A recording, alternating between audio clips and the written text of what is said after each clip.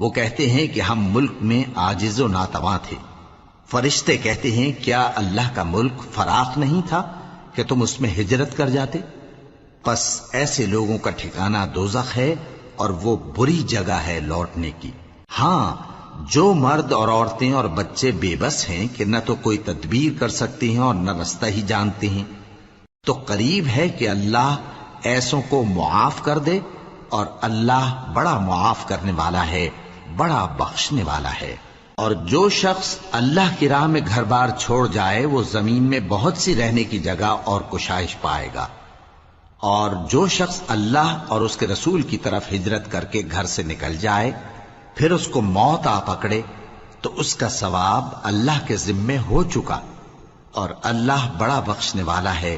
بڑا مہربان ہے۔ اور جب تم سفر کو جاؤ تو تم پر کچھ گناہ نہیں کہ نماز کو کم کر کے پڑھو، بشرطے کہ تم کو خوف ہو کہ کافر لوگ تم کو ستائیں گے،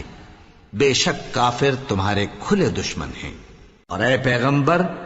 جب تم ان مجاہدین کے لشکر میں ہو اور ان کو نماز پڑھانے لگو تو چاہیے کہ ان کی ایک جماعت تمہارے ساتھ مسلح ہو کر کھڑی رہے، جب وہ سجدہ کر چکیں تو تم سے پیچھے چلے جائیں،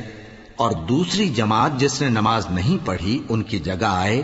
اور ہوشیار اور مسلح ہو کر تمہارے ساتھ نماز ادا کرے۔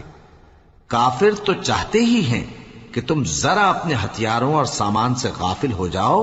کہ تم پر یکبارگی حملہ کر دیں،